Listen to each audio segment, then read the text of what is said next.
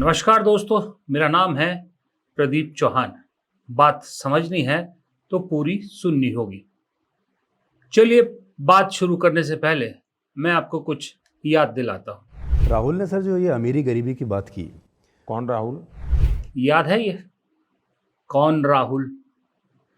बहुत मजाक बनाया गया था इसको लेके, कौन राहुल। वक्त ने जब बदला लिया तो ऐसा लिया कि इस कौन राहुल के कुछ दिनों बाद ही दुनिया को पता लग गया कि कौन राहुल। और आलम यह है कि आज वो कौन राहुल इतना दिलो दिमाग पर छा गया है कि उस कौन राहुल ने पूरी बीजेपी को सड़क पर लाके खड़ा कर दिया है। जी हां, पूरी बीजेपी आज की डेट में सड़क पर है। वो बीजेपी के नेता जो अपनी बपौती समझ बैठे थे शासन करना, जो लोगों को, आम लोगों को क्या समझते थे ये बताने की जरूरत नहीं है। आज वो गली गली, बाजार बाजार जाकर प्रधानमंत्री के लिए शुभकामनाएं मांग रहे हैं।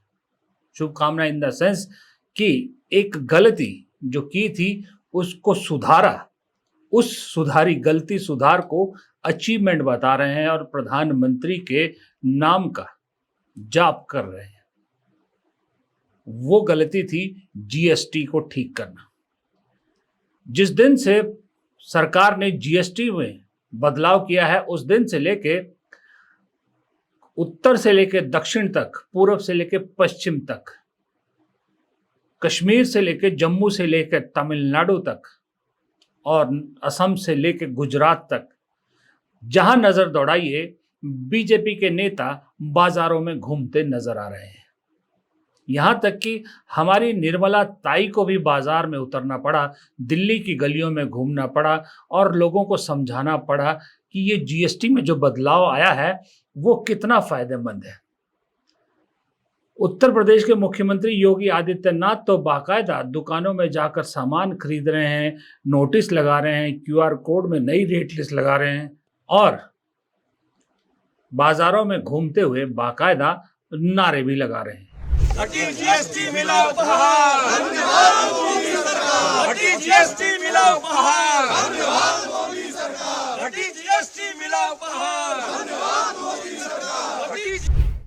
चाहे वो किरण रिजिजू हो, चाहे वो अनुराग ठाकुर हो, चाहे वो मनोज तिवारी हो, चाहे केंद्रीय मंत्री हो या कोई स्टेट का मंत्री हो, मुख्यमंत्री हो, सब के सब बाजारों में, सड़कों पे उतरे हुए हैं और लोगों के आगे बखान कर रहे हैं कि हमने कितना बड़ा काम कर दिया, जबकि उससे ज्यादा लोगों को पहले ही समझ में आ चुका है कि ये तो गलती का सुधार था। अब एक यहां पर आपको समझ में नहीं आएगा, एक गोवा का वीडियो है। गोवा के मुख्यमंत्री भी एक दुकानदार को ऐसे ही समझाने गए थे। दुकानदार ने गोवन भाषा में समझा दिया वापस उल्टा कि जो 8 साल से हमें लूट रहे थे उसका हिसाब कौन देगा। तो इस तरह के जवाब भी मिल रहे हैं। लेकिन एक बात तो तय है, आज की डेट में दफ्तरों में, शाही गाड़ियों में, शाही आलीशान दफ्तरों में, आलीशान होटलों में, आलीशान कार्यालयों में बैठने वाले सारे मंत्री, संतरी, नेता बीजेपी के सड़क पर पहुंच गए हैं। और सिर्फ वजह क्या है? वजह जीएसटी का बखान नहीं है। जीएसटी बखान करने की जरूरत क्यों पड़ गई? क्योंकि ये शख्स जो आपकी स्क्रीन पर है, इस शख्स ने बीजेपी की नाक में दम कर दिया है, खास करके पिछले 1 साल में। आज की डेट में कोई भी काम बीजेपी कर रही है उसका गुणगान करने की जरूरत पड़ रही है। प्रधानमंत्री को खुद राष्ट्र को संबोधित करना पड़ा कि हमने जीएसटी में बदलाव किया है। बताइए, इतने मजबूर हो गई बीजेपी। और राहुल गांधी ने अब तक, ये देखिए आपकी स्क्रीन पर है, ये सारी बातें कही थी और ये सारी बातें सिरे से सब सच साबित हुई है। ये असर इसी चीज का है कि राहुल गांधी की ये सब बातें जो सच साबित हुई है, अब राहुल गांधी ने कुछ और भी कहा है। उससे डर के अपने लिए ग्राउंड तैयार करने की कोशिश करी। बीजेपी खिसकती हुई जमीन को पकड़ने की कोशिश कर रही है, क्योंकि उसे लगता है ये नहीं करेंगे तो राहुल गांधी का जो हाइड्रोजन बम आएगा, वो बम बहुत कुछ उड़ा जाएगा। मैंने हाइड्रोजन बॉम्ब की बात करी है, वो आएगा, ठहर जाइए, वो आ रहा है, वो आएगा। और फिर आपको बीजेपी की जो सच्चाई है, जो इन्होंने पूरे देश में किया है, बिहार में करने की कोशिश कर रहे थे और बिहार के युवा ने इनको रोक दिया है, उसकी सच्चाई आप सबको पता लग जाएगा। अच्छा, वो कौन राहुल पे अगर फिर लौटे आप, तो कौन राहुल ने चुनाव तो बीजेपी को हरवाया इसलिए कि 400 पार की उम्मीद लगाए बैठी बीजेपी 240 पर अटक गई। लेकिन उसके बाद से जो दम, मैंने पहले कहा कि जो नाक में दम किया हुआ है ना, उसका उदाहरण ये तो अभी हम देख रहे हैं। इसका उदाहरण तो चुनाव जीतते ही दिख गया था, जब प्रधानमंत्री नरेंद्र मोदी को पार्लियामेंट के बाहर रोना पड़ा था कि मेरी आवाज को राहुल गांधी दबाने की कोशिश कर रहे हैं। कि पार्लियामेंट के नए संसद गठन होने के बाद जो पहला सत्र था, 140 करोड़ देशवासियों ने बहुमत के साथ जिस सरकार को सेवा करने का हुक्म किया है देशवासियों ने, उसकी आवाज को कुचलने का अलोकतांत्रिक प्रयास हुआ। 2.5 घंटे तक देश के प्रधानमंत्री का गला घोंटने का, उनकी आवाज को रोकने का, उनकी आवाज को दबाने का लोकतांत्रिक परंपराओं में कोई स्थान नहीं हो सकता है। याद है ना ये बयान आपको? ये एलओपी बनने के बाद पहले सत्र का हाल था। और सही में जिस तरह से सड़क पर राहुल गांधी ने उतार दिया है, एक मुद्दा बीजेपी उनका काट निकालने की कोशिश करती है, राहुल गांधी दूसरा मुद्दा ले आते हैं। आज की डेट में वोट चोर का नारा किस कदर बुलंद हो चुका है, इसका उदाहरण अगर आपको देखना है तो उत्तराखंड की तरफ जाइए। उत्तराखंड में जो जेनजी युवा सड़क पर उतरे हुए हैं, लगातार रोष प्रदर्शन कर रहे हैं, पेपर चोर के नारे लगा रहे हैं, पेपर जो लीक हो रहे हैं उसके खिलाफ है। वहां पर देखिए जो राहुल गांधी का वोट चोर गद्दी छोड़ का नारा है, वो किस तरह से 2 शब्दों के हेर फेर से गूंज रहा है और बड़े जबरदस्त तरीके से गूंज रहा है।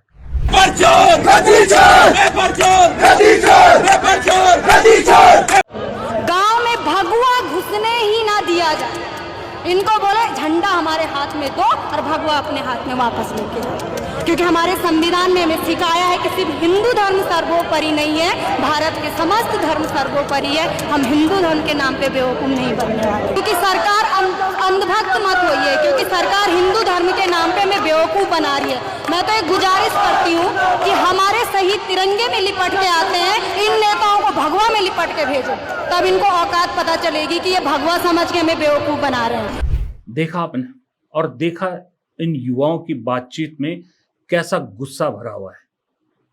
आज के युवा किस कदर इस सरकार से नाराज हो गए।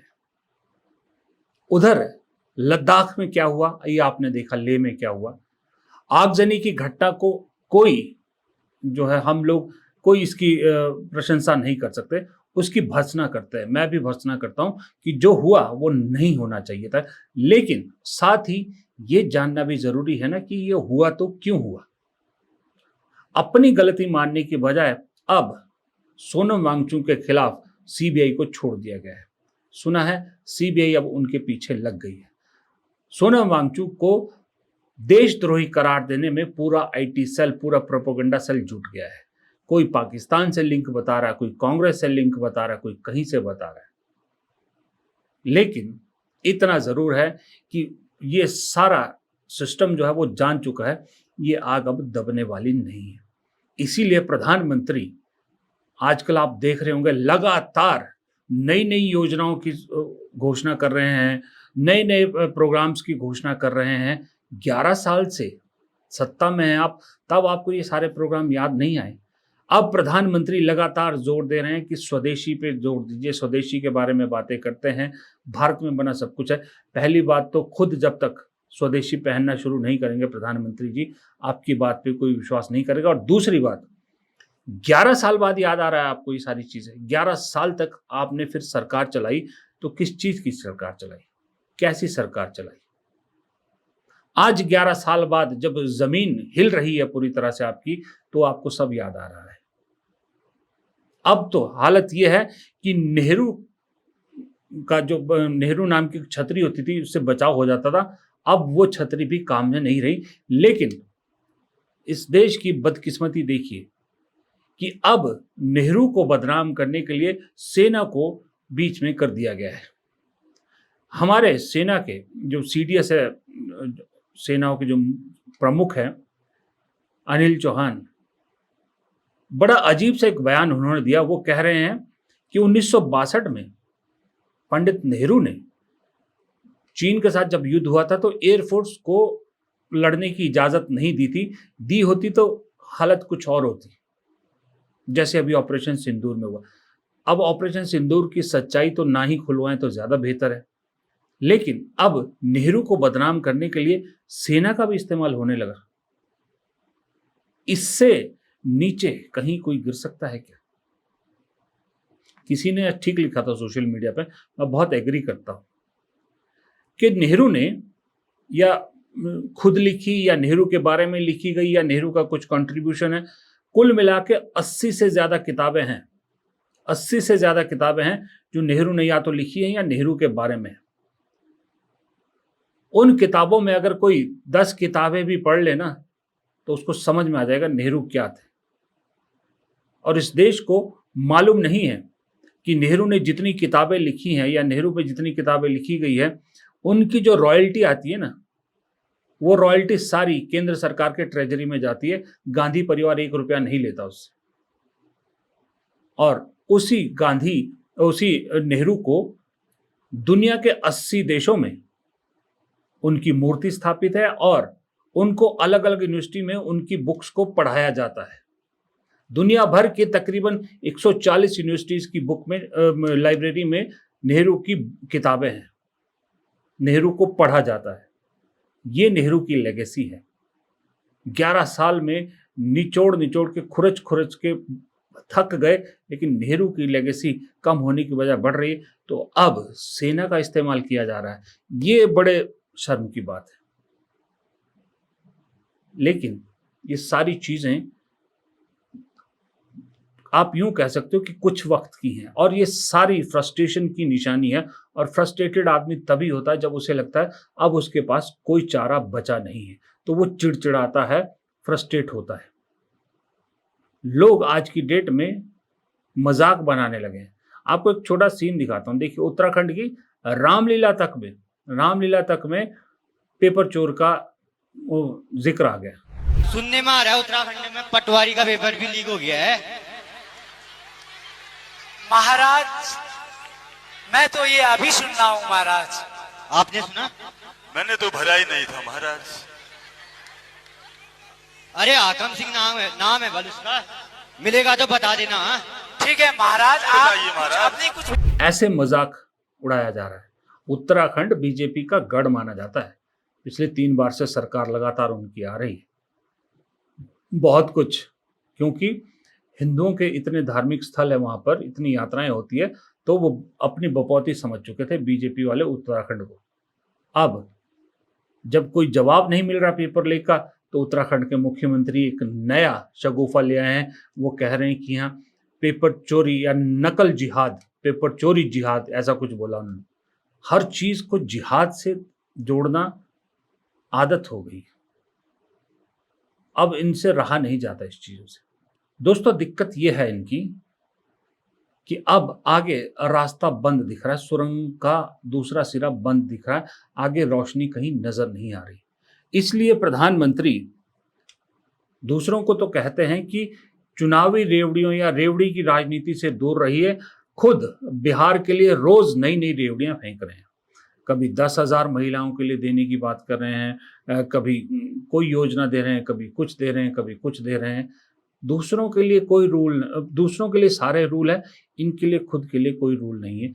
लेकिन हर चीज का एक वक्त आता, हर चीज का एक अंत आता है। जैसे संविधान खतरे में ने इनकी जो एक गाड़ी थी, चुनावी गाड़ी, उसको ब्रेक लगा दी, उसी तरह से राहुल गांधी के वोट चोरी के मुद्दे ने पूरे देश में एक माहौल खड़ा कर दिया है। अब इस माहौल में पेपर चोरी भी आ जाता है, इस माहौल में लद्दाख के लोगों का हक भी आ जाता है, इस माहौल में नॉर्थ ईस्ट के लोगों का हक भी आ जाता है, इस माहौल में बिहार के बेरोजगारों का दर्द भी आ जाता है, इस माहौल में किसानों का दर्द भी आ जाता है, और इस माहौल में उन लोगों का दर्द भी आ जाता है जिन्हें धर्म के नाम पर पिछले इन 11 सालों में खूब निशाना बनाया गया।